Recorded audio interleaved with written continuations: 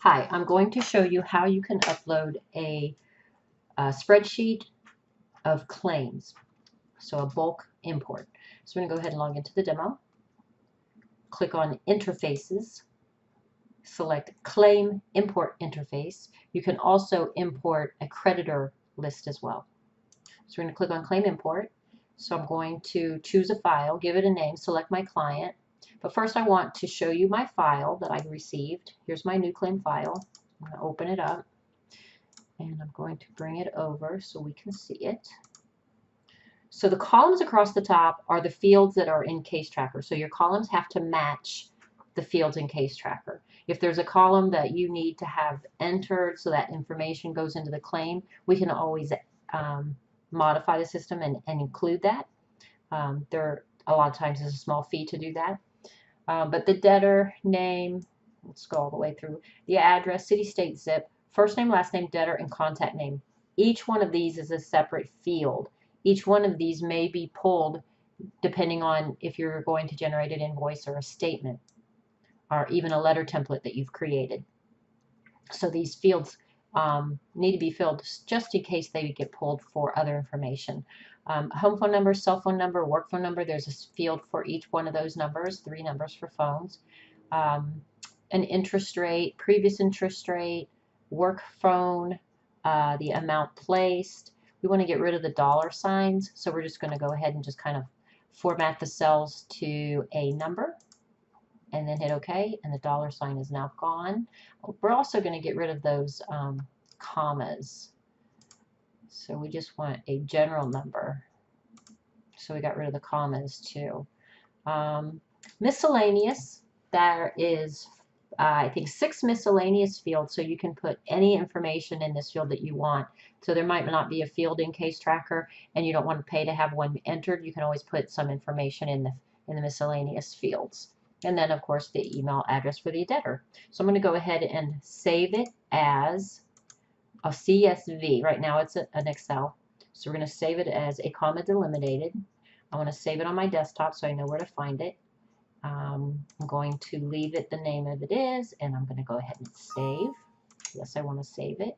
So then I want to close this, and let's close that. And now we're going to go back to our site and choose our file. Go to our desktop. Here's our new file. Make sure it's the one with the comma separated value. Give it a name. I'll just say new file, December 2018. And I'm going to select my client. I'm going to go ahead and upload it to ABC Incorporated, my creditor. I am not going to assign a collector currently because I like to assign them manually one at a time. I don't have any duplicates, so I'm not going to select either of these options. I'm just going to hit Upload and Map. So the next screen is my mapping. So the left side is your spreadsheet. The right side are the fields in Casetracker. So NA means that this field has not been mapped before. So I'm just going to come down and find my category for debtors. Here's my address. First name, debtor first name. So they're all in categories. Debtor first name, debtor last name, went a little too far, right there. Home phone number, debtor phone, right there. Cell phone. Let's see, be a little higher. There we go. Previous interest. This would be in the claim info, I believe. Right here. Previous interest. Work phone. So I'm just going to say it's phone 2. And miscellaneous. So there's a couple, like I said, there's 6 miscellaneous fields that you can put miscellaneous information in. And then the debtor's email. Create payment for last payment amount. I'm going to leave it no because I don't have a payment column. So I'm going to hit submit.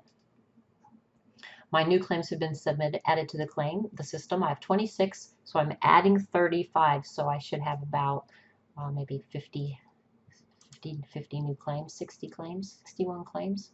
So these are the claims I added today. Today's the 17th.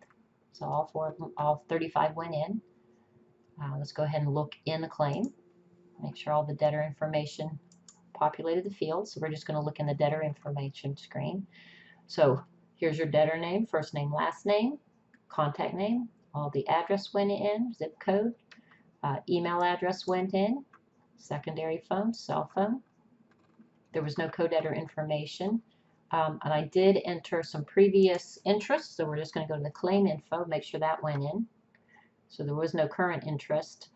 And I guess there is no, oh yeah, here it is. Previous interest did populate. Perfect. And the amount of the claim was $2,900. Here's the previous interest. Here's our grand total. So that is basically how you upload a simple spreadsheet of claims. You can upload, I think, 1,000 claims on one file at a time. So if you have any questions about how to clean your file or prepare your file for an upload and the actual process, please feel free to give us a call. Thank you very much.